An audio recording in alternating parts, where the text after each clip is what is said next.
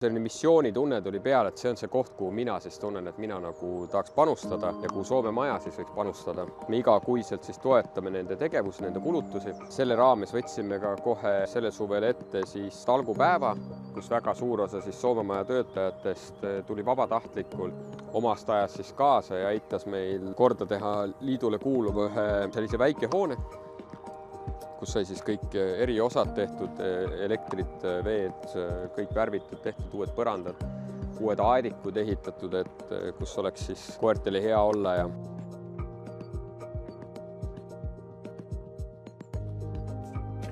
sa näed, kuidas sa nagu ühe looma elu oled tegelikult ära päästnud sellisest täiesti kindlalt surmale määratud teelt. Ja tänu sinule on ta siis saanud terveks, ta on saanud kodu ja kõik, see on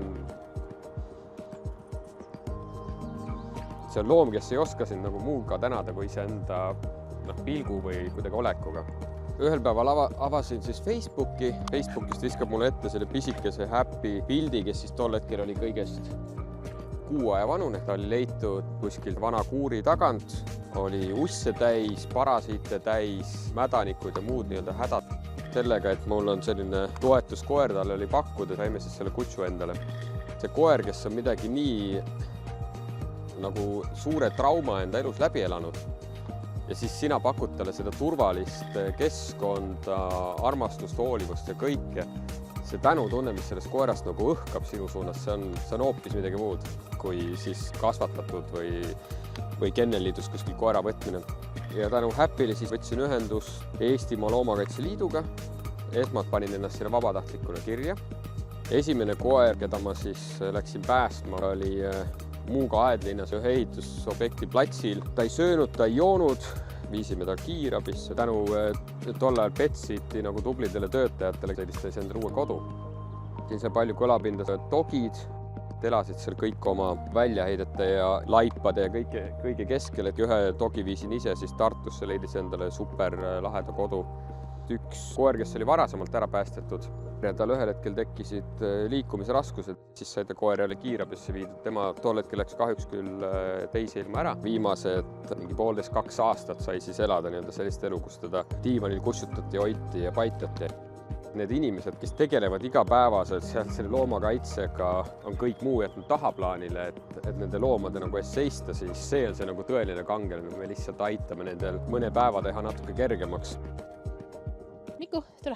Ta jõudis siia meie keskusesse ausalt öeldes samamoodi, nagu nad enamik on jõudnud. Tal on olnud mingi probleem. Inimesed ei ole enam hakkama saanud, kas siis on jäänud puudu julgusest või oskustest või tahtmisest. Ta on pärit kodust, kus siis ta oli mingi probleem hammustamisega tol hetkel.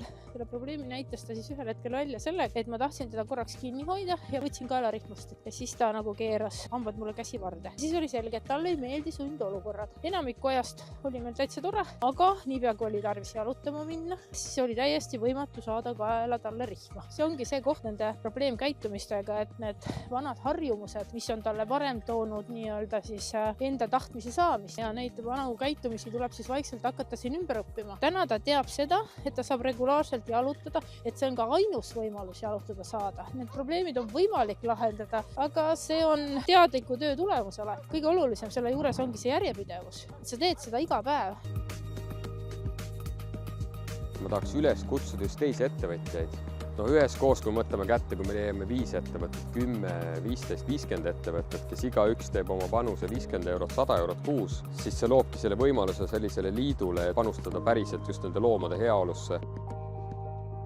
Ja üheskoos siis saab selliseid väikseid häppisid saada nendest rasketest tingimustest sooja kodudiivani peale, mida nad kõik ootavad ja tahavad, et oleks hea, turvaline, et oleks armastatud, et ta ei peaks hirmu tundma. See on see mõte ja see on see eesmärk.